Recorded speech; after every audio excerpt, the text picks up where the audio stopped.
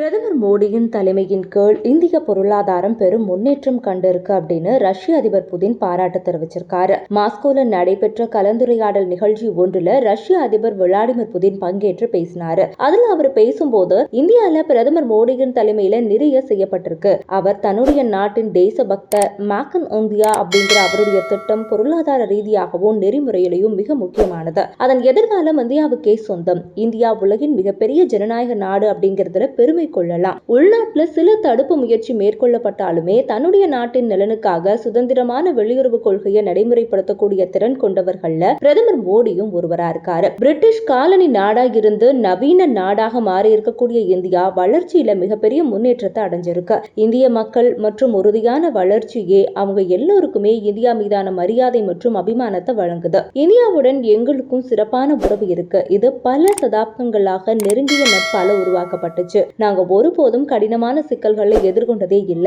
ஒருவருக்கொருவர் ஆதரவளித்தோம். அது இப்போ நடந்துட்டு இருக்கு. எதிர்காலத்துல இது நடக்கும்னு நான் நம்புறேன். இந்தியாவோட பொருளாதார ஒத்துழைப்பு அதிகரித்து வருது. நாங்க வர்த்தக அளவு அதிகரிச்சிருக்கோம். இந்திய விவசாயத்திற்கு மிகவும் முக்கிய ஊரகங்களின் விநியோகத்தை அதிகரிக்குமாறு பிரதமர் மோடி என்கிட்ட கேட்டிருக்காரு. அதன் அளவை 7.6 மடங்கு அதிகரிச்சிருக்கோம். விவசாய வர்த்தகம் கிட்டத்தட்ட 2 மடங்கு அதிகரிச்சிருக்கு. இப்படி எல்லாம் புதின் தெரிவிச்சிருக்காரு.